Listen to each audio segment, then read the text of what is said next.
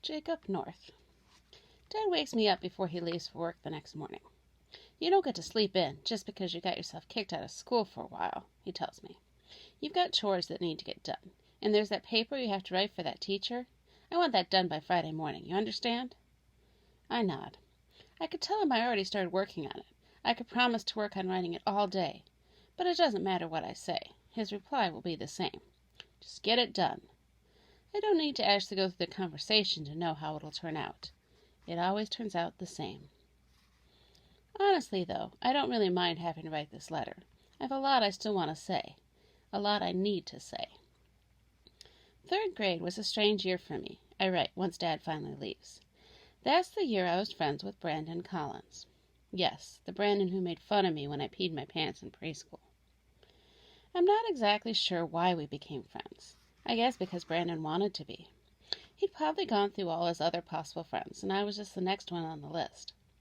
Brandon had a tendency to go through friends pretty quick. That should have been a warning for me, but of course it wasn't. I didn't stop to think about why Brandon wanted to be my friend. I just knew that he was cool, and that if I was his friend, that meant I was cool too. But there was a price to pay.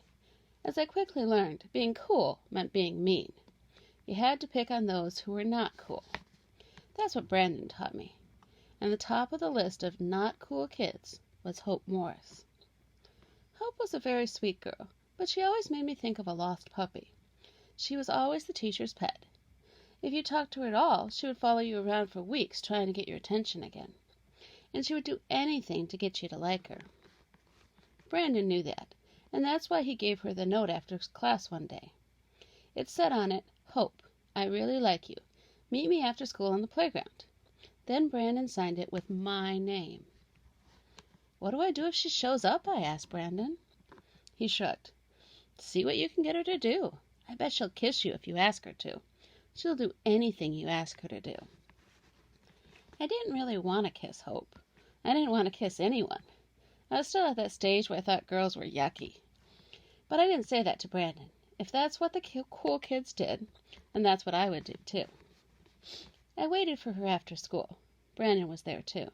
He was hiding behind the bushes so she wouldn't see him. "Hi," she said, looking down.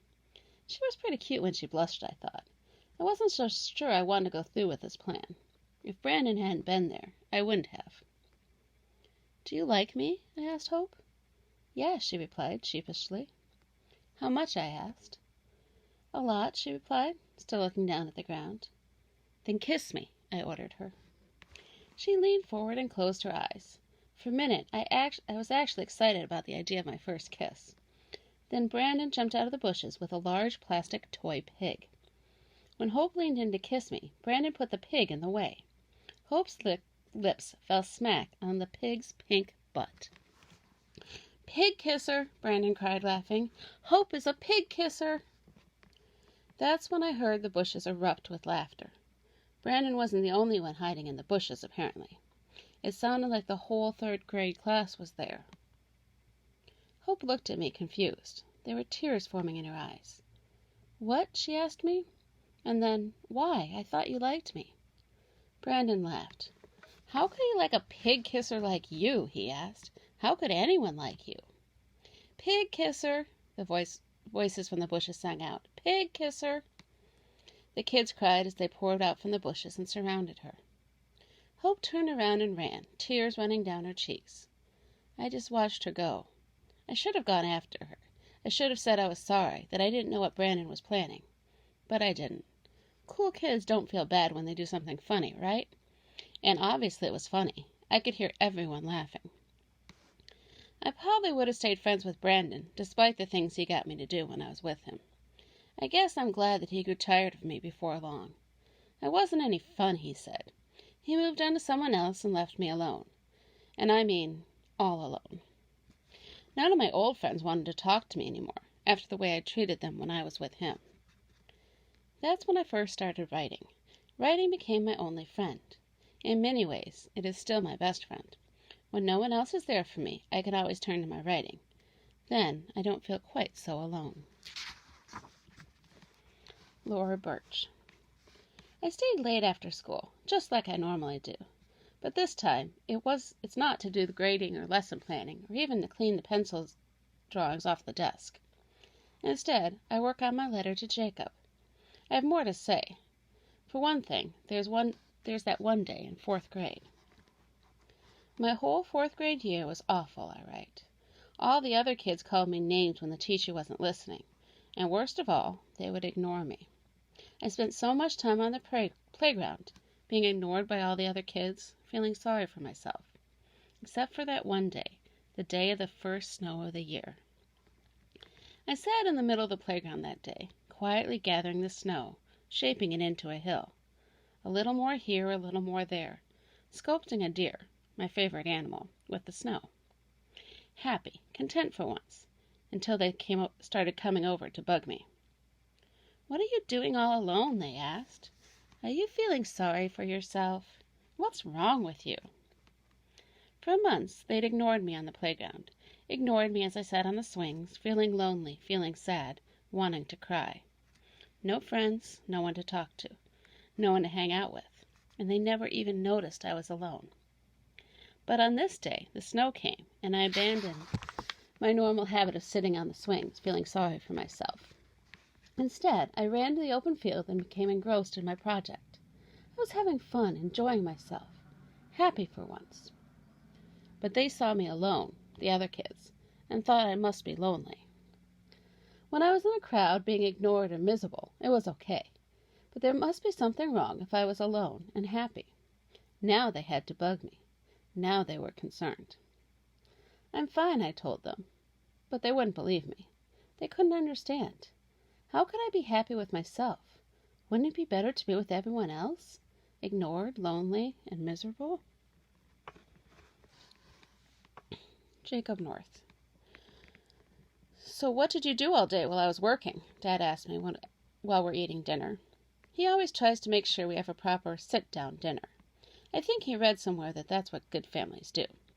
It is supposed to give families time to talk to each other. Of course, since we never really have anything to say to each other. When I was little, I tried to get interested in the things he was interested in, which mostly meant sports. I watched the games with him and asked all kinds of questions to understand what was going on. Then he'd yell at me to be quiet so he could pay attention. Before long, I would sneak out of the room and go do my own thing. At least when I was by myself, I wasn't getting yelled at. "I worked on my letter to Miss Birch," I tell him. "Worked on it? You mean you're not done yet? How long does it take to write one little letter?" I shrugged. "I have a lot to say," I reply. "Well, you better start with saying I'm sorry. I still can't believe you would write something like that, as if you were some hoodlum who doesn't know right from wrong. I knew I was being too easy on you." No one uses the word hoodlum anymore, I think, except my dad. But I'm not going to correct him. Only a hoodlum would do that. Dad shakes his head. "Well, you got 2 more days to get it done. No excuses." We eat the rest of the meal in silence. As I said, this sit-down dinner idea is really a waste of time. Honestly, I can't wait for Dad to go up to his room. I want to be alone. I want to do more writing. My story isn't done yet. I want to tell Miss Birch about Daniel. Once Dad finally goes upstairs with a "remember to finish that paper," I write more. I became friends with Daniel during 5th grade. It was thanks to my writing. I was sitting on the playground working on my stories like I often did, when he came up to me. He was new to my school. I'd never seen him before. There was something about him that made him seem different from the other boys, but I wasn't sure what it was. "Hi," he said, as he sat down next to me. "Hi," I replied. "My name is Daniel," he told me. "Not Dan or Danny, but Daniel."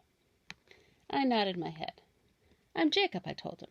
"Not Jake or Jay, and definitely not Cobb, like corn on the cob." We both laughed. "What are you doing?" he asked, pointing towards my pad of paper. "I'm writing a story," I told him with pride. "It's about a robot that tries to take over the world, and then a superhero comes to save the day." "Cool," Daniel replied. "You should let me do the pictures for it. I love to draw."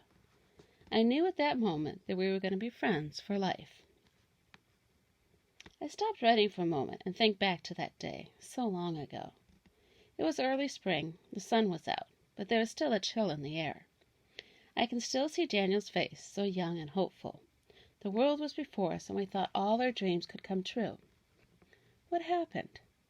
How did I become so jaded?